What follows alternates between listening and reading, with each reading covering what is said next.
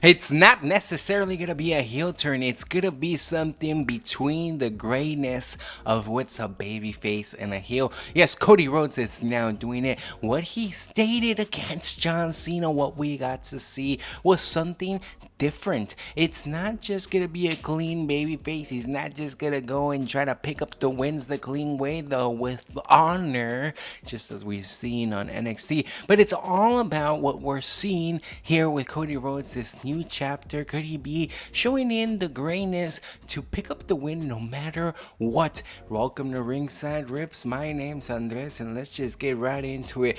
Cody Rhodes and the rumors he's gonna turn heel. He's gonna be that American dream, the nightmare on the WWE's L Street. Yes, it's all coming true. He made some subtle adjustments. He forced the signature. There is validation to say that that wasn't accurate. That's not gonna stand. That John Cena is gonna be disputing that if he does end up losing the title, he's not gonna stand for it. He was unconscious. I mean, come to think about it, would you accept the signature if you were unconscious, if you were there being forced against your will and it's on videotape?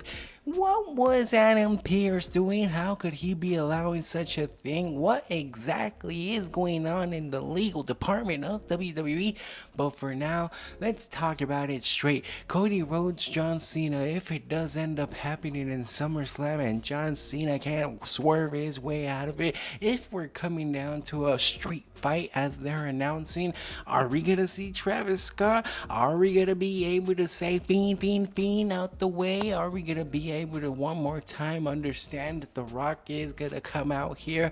Or will it be a clean fight? Will Cody Rhodes pick up the win? Highly unlikely, but some people do have it in the cards. Some people are paying close attention to these type of facts. Cody Rhodes, next time we're seeing him, could be a little bit more aggressive, a little bit more blurred between the lines, a little bit more questionable in his acts. I mean, the man had to beat his own best friend, per se, the Yeet Monster himself, Jey Uso, and then he had to go against his own mentor, his own brother, Randy Orton, and in that, he had to go above what he thought was right or wrong. He had to go and pick up the win no matter what, because his destiny is to one more time be that WWE champion. So don't get it wrong. He is gonna be one more time that champion. So no matter what, it's gonna be at all costs. We're gonna see the true face of Cody Rhodes. We're gonna see what he's really willing to do, especially on a street fight. The question is, will it actually stand? Could the legal department, could there be some shenanigans where that title isn't gonna become real? Could there be another type of Kevin Owens scenario where we have two type of titles at the moment, such as when we had that authentic all legal American WWE championship? Could we be seeing something in that source? What I do want to see is Cody Rhodes becoming that bad guy, pushing the edge. We've seen some glimpses in AEW, the company which not must be named, but it all comes to state, is he turning heel? Is he turning into the dark side? Is he going and facing off, doing anything he can? He hit John Cena with the belt. He did the unthinkable against Randy Orton. He picked up the win against Jey Uso, and now he's facing off for the first time ever. SummerSlam has to have that feeling. It's a two-night event, and of course, we're gonna push as much as we can into it. Two nights means it's a WrestleMania midway mark. It's gonna be impeccable that this first SummerSlam is out of the park with 1 week away. Of course, this is the main storyline, the rematch.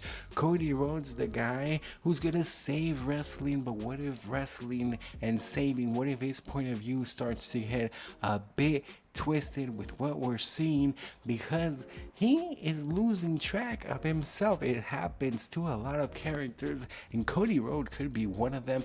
This is the storyline that they're trying to portray and tell us at the moment. For what we're watching is someone that's willing to go above and beyond what may be right or wrong and do what it must to win the game, to get the title back on his legacy. Now, in John Cena's corner, he finally acted like the babyface. He was actually telling the crowd, I was here to give you guys a good show. I was here to do something good for all of you, but I really can't at the moment. I'm too tired. I'm gonna save it over. I'm still gonna give him the rematch. There was actually no real swerving, no real evading at the moment. Yes, it might have seemed weak for a champion to not want to fight in SummerSlam. He's not a fighting champion, but it was a smart move for John Cena to still acknowledge the crowd. He did not talk bad to them. He did not mention them in a bad way, such as he's done for before. He's actually said he wants to give them a show. So we come to show what exactly is John Cena doing in his final tour. What are these final days coming to? Are we gonna see some type of switch? Will he be switching from a heel to a babyface? Could this be the little lingo dance? When it all comes down, it's gonna be John Cena and Cody Rhodes, and I'm glad. In that sense, I'm glad for Cody that he was able to leave behind the whole bloodline scenario, the whole Roman Reigns. He's able to outgrow and show the WWE that he's a character worth being involved in everything scenario, and him being the main pivotal point of the John Cena retirement plan.